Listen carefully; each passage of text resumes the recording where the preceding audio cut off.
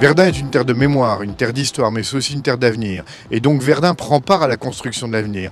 En plus, nous sommes territoire à énergie positive pour la croissance verte. Et donc, une nouvelle mobilité électrique, c'est aussi contribuer à la construction de la transition écologique. On voulait vraiment quelque chose d'innovant en mettant en place une première navette autonome à l'intérieur d'un cœur de ville et en intégration totale par rapport à notre réseau de transport classique avec les autobus, mais également avec les autocars de tourisme. Et nous voulions vraiment intégrer le parcours de la navette avec ses points de connexion physiques. Il y a 3 particularités sur cette expérimentation à Verdun. La première, c'est la durée, près de 3 mois. La deuxième, c'est d'être en plein cœur de ville, en plein cœur historique et touristique. Et puis la dernière, et pas la moindre, et qui en fait aussi une première nationale, c'est d'être au milieu de la circulation, au milieu de tous les flux de circulation, piétons, vélos, véhicules, camions, etc.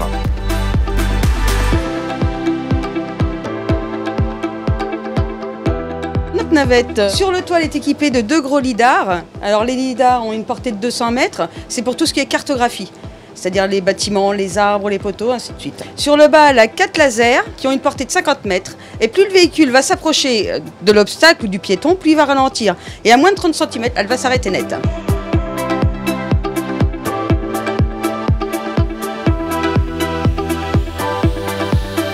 Le trajet fait 1,4 km, fait le tour de la ville de Verdun.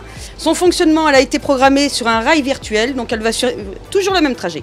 On a bon nombre de délégations qui viennent des 4 coins de la France, qui viennent visiter, toucher les véhicules autonomes, vivre cette expérimentation. Et bien entendu, c'est relayé par les différentes presses locales ou nationales. On voit vraiment l'impact de l'expérimentation sur l'ensemble du territoire. Il faut vraiment louer le partenariat que nous avons avec la collectivité, où en fait, c'est vraiment l'occasion de trouver les mobilités, les usages de ce produit en co-construction avec le territoire. Les portes s'ouvrent, les rampes amovibles qui descendent et je peux monter directement dans la navette. C'est un beau progrès pour nous. C'est bien, moi je trouve ça bien, c'est futuriste. Ça fait plaisir de voir qu'on a ça aussi chez nous. C'est très paisible quand on est à l'intérieur. Et c'est à l'échelle humaine. C'est bien pratique, c'est assez agréable. Ce qui m'a surpris le plus, c'est qu'elle avance toute seule, qu'elle connaisse son chemin toute seule et qu'elle s'arrête toute seule.